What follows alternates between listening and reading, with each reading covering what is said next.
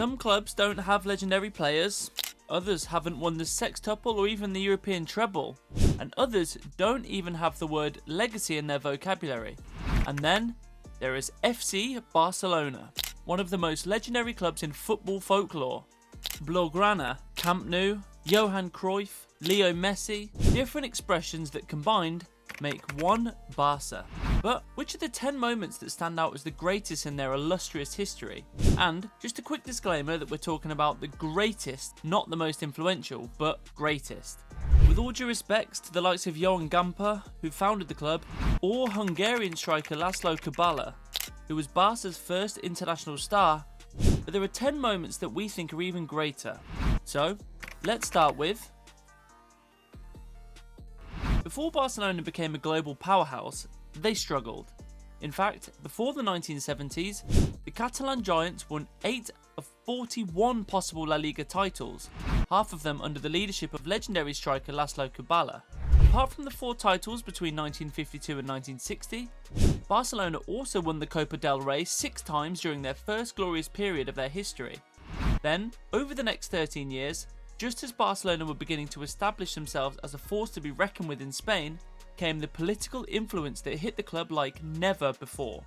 The then Prime Minister and Military General of the Spanish Republic, Francisco Franco, favoured the royal club Real Madrid, which led to great restrictions for their great rivals, Barcelona. At least that is what the legends say. But the big change came when a humble 26-year-old Dutch world star called Johan Cruyff arrived in 1973. His influence was so big that no political pressure could stop Barcelona winning. In his first season came one of the most legendary moments in Barcelona's history, a 5-0 thrashing of Real Madrid at the Bernabeu. Cruyff scored one of the goals that gave Barca their first title in 13 years. A New York Times journalist even wrote that Cruyff did more for the spirit of the Catalan people in 90 minutes on that magical night than many politicians have done in years of struggle. But, as you will find out in number 6, Cruyff's influence was much more than just as a player. He was one of the key people who established total football as an idea in the game. But let's leave that for later. Now, as we spoke about humiliating Real Madrid, fast forward to the 2nd of May 2009 and Pep Guardiola's Barcelona produced one of the most dominant Clásico performances of all time. Yes, the 5-0 thrashing in February 1974 was iconic in its own way, but the 6-2 demolition 35 years later was the match that completely solidified the differences in winning philosophies between the two Spanish giants. Real Madrid, with amazing players all over the pitch, Sergio Ramos, Ian Robben, Gonzalo Higuain, Marcelo, Rafael van der Vaart. Yes, that's fascinating talent, but it's talent that came from the outside. Against them, another great team, led by Messi, Puyol, Xavi, Iniesta, Busquets, Piqué, all players from the famous La Masia Academy. That match really showed the world how the two clubs built their success, something we still see today in the modern history of both clubs. And, well, Barca literally tore their opponents apart. Xavi orchestrated in the middle, providing 4 assists. Messi was constantly moving up and down the pitch, perfectly demonstrating how the false 9 role should be played. Puyol was the leader at the back, scoring a memorable goal from a corner. And the result? A 6-2 masterclass that left the Madrid faithful in stunned silence. But this humiliation against the biggest rival, together with much of the moments that follow next, would not have been possible if it wasn't for one man. On the 16th of October 2004, Barcelona fans saw history unfold, though most probably didn't even realise it at the time. In the 75th minute against Espanyol, a 17-year-old Lionel Messi replaced Deco and officially began a career that would redefine the game. Messi had torn through Barcelona's youth ranks since joining the club in 2000, dazzling coaches and teammates alike. But no one could have predicted what he would become 17 years later. 672 goals, 10 La Liga titles, 4 Champions League trophies, and 7 Ballon d'Ors later, he wasn't just a club legend, he was Barcelona's greatest player. He became the world's biggest global star, along with Cristiano Ronaldo, and influenced people simply by being extremely good at the thing he loves most, kicking a ball. Messi is an icon. a source of inspiration and the reason most people have even heard of the game of football. But did you know what one of the biggest heartbreaks of Messi's career was? Yes, from current perspective, the Argentine genius has literally won it all. But the 2006 Champions League final brought Messi a lot of tears and a lot of pain. He was injured in the quarter-final against Chelsea, tearing a muscle in his right thigh. It was initially thought that he would recover for the final against Arsenal, but he didn't. As for the final itself, it could be described as the toughest of the 5 Champions League finals Barca have won in their history. Because in the 37th minute, Barca, without Messi, went 1-0 down to a Sol Campbell header. For much of the game, Barca were frustrated. I am sure many of you who witnessed this match were nervously watching the drama unfold on this night. Arsenal sat deep after the goal and Thierry Henry, playing against his future club, almost killed the game off. But then came the turning point. In the 76th minute, substitute Henrik Larsson changed everything. His perfect assist found Samuel Eto'o at the near post for the equaliser. Just 5 minutes later, another Larsson pass found Giuliano Belletti, who again scored from a tight angle to give Barcelona their second European Cup/Champions League title. Yep, the second time is always important because it means you've lived up to expectations having done it before, but the first is always historic.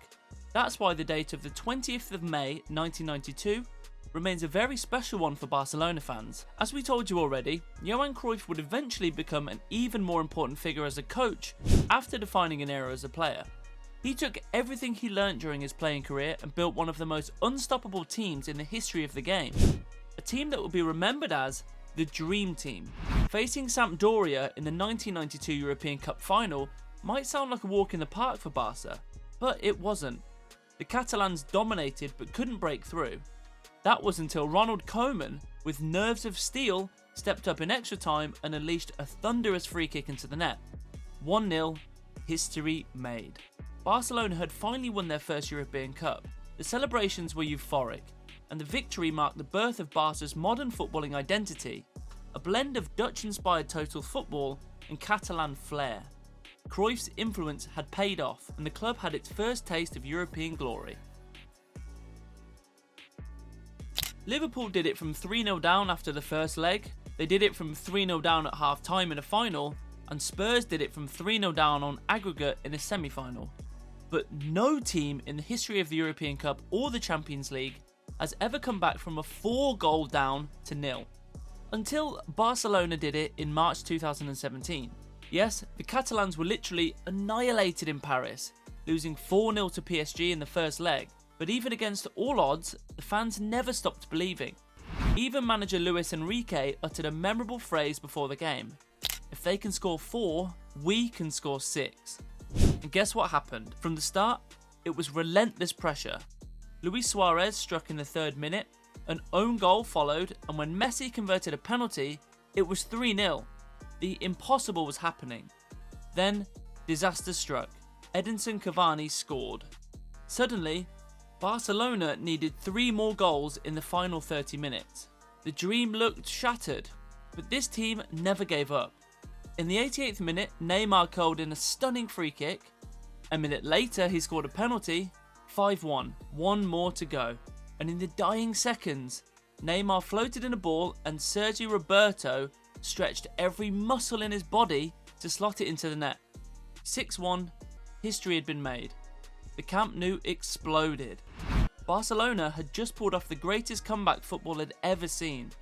And while it was a night of utter chaos, only a few years earlier they had produced a performance so dominant that even Sir Alex Ferguson had to bow down. Sir, let's make a substitution. Messi, Iniesta and Xavi have worn our defence out, Sir Alex Ferguson's assistant said. No, just sit back and enjoy the football they're playing. It's all over. They could keep possession for 3 days straight if they want. Yes, you can imagine the kind of performance you've just delivered when even the great Sir Alex Ferguson has all the respect for you. No, actually, it's not respect, it's a bow. A compliment from another world. From a great team to arguably the greatest to ever grace the game. Yes, the 2011 Champions League final is truly seen by many fans, players and pundits as the match between the two closest teams. Man United were outstanding, But Pep Guardiola's Barcelona were a different breed. Pedro broke the deadlock after another magical assist from Xavi. Then Rooney equalised at the end of the first half. In the second, however, we saw probably the purest football we've ever seen. Pass, move, shoot. The fluidity of Barca's play was extraordinary. Messi scored to make it 2-1, and David Villa finished it off with a beautiful curling shot. Well, that would probably be the most debated part of this video, whether to choose 2011 or 2015 as the better and greater moment for Barcelona. By 2015, Guardiola was already a memory. His tiki-taka was slowly fading away, but in its place came a more direct, ruthless approach, led by the terrifying trio of Messi, Neymar and Suarez. Together, they took Barcelona to the Champions League final in Berlin, where Juventus stood in their way. The match? A battle of experience against firepower. Ivan Rakitic struck early on, but Alvaro Morata's equaliser gave Juve hope. But this was Barca's night. Suarez pounced on a rebound and Neymar sealed the result in stoppage time. 3-1, the treble was secured. This wasn't just about winning. It was about proving that Barcelona could evolve and still conquer Europe, even with their La Masia stars now aging and without their coaching maestro. And although it was their last Champions League triumph to date, what can we say about 2009? Well, Pep Guardiola's first season in charge of Barcelona was amazing up until the Champions League final. The Catalans had secured the La Liga and Copa del Rey, but that would have been deeply forgotten if they failed against Manchester United. Led by Cristiano Ronaldo and with fascinating players all over the pitch. Unlike the 2011 final, in 2009 Man United were in their prime. They were the defending champions, and almost every top star had his peak hitting in exactly that year. But Barcelona had other plans, and completely ignored the obvious facts. Just 10 minutes in, Samuel Eto'o slalomed through the defence and scored. From that moment, the game belonged to Barcelona's midfield maestros, Xavi, Iniesta and Busquets. Then, the final blow. Who else, if not Xavi, who whipped in a perfect cross, and Messi, of all people, rose for a rare header over Rio Ferdinand. 2-0, game over. Barcelona had dominated the world's best team with elegance, control and genius. Little did anyone know, this was just the beginning of the greatest season in football history. Winning the Champions League was special, but what Barcelona achieved in 2009 was simply unprecedented. In one calendar year, Guardiola's side won every single trophy possible. La Liga, Copa del Rey, Champions League, Spanish Super Cup, European Super Cup and the Club World Cup. No team had ever done it before, and only one team managed to do it since, Bayern Munich in 2020. But with all due respect to Hansi Flick's machine, Barca's 2009 would probably not even sweat beating them with ease, if we were living in a parallel universe and would have been able to watch something like that. The 2008-9 team was a team of the future, a team of perfection, and a team of legacy. And that's why 2009 will forever remain the peak of Barcelona's history. Or at least that is what we from the Blue Card channel think about. Now, you have all the freedom to drop your own thoughts, suggesting your own greatest moments in the comments below. Also, don't forget to like and subscribe to Blue Card for more interesting content. And check out our latest video you see on your screen right now. I will catch you in the next one.